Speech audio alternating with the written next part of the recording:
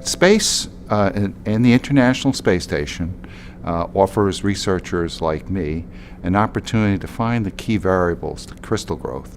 My experiment is unique from other protein crystal growth experiments in that rather than getting large single crystals, I'm interested in crystalline suspensions. And these crystalline suspensions have applications such as manufacturing, drug delivery, formulation, storage. These are all problems of delivering these monoclonal antibody therapeutics. One of the big problems with monoclonal antibodies, even though they're very good drugs and they've been approved for cancer, multiple sclerosis, osteoporosis, a number of serious life-threatening diseases, is that they're very insoluble, and so they're difficult to deliver. One of the big problems is that they usually have to be given as a constant infusion in a hospital setting over several hours. And this impacts not only the patient, but has a big impact on caregivers. And we're hoping that we could come up with a crystalline suspension that you can take as a single injection in a doctor's office, not only reducing the cost, but reducing the time and pain and effort that a patient and caregivers have to do to deliver these products. So where are we with that?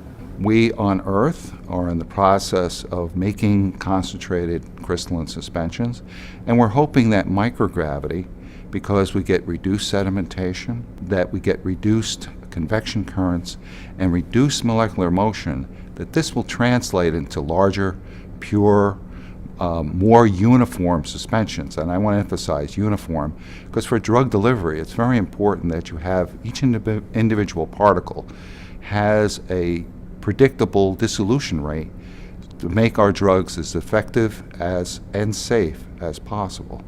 Our experiment has flown on SpaceX 3 as well as SpaceX 6.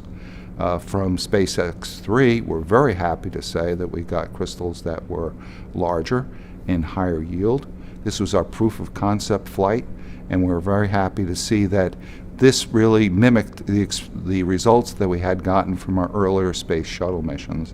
And this was the predictable results we were hoping for. And that gives us the confidence to go forward. We just recently flown on SpaceX 6, and we got crystals back from that, and we're in the process of analyzing that. And we're looking forward to SpaceX 9.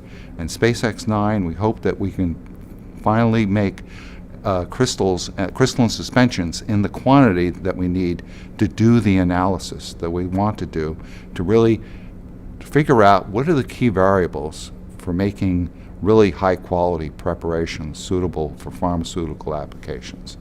And I have to say that I guess surprises a lot of people is I never get exactly what I think I'm going to get from these experiments, and I always learn from that.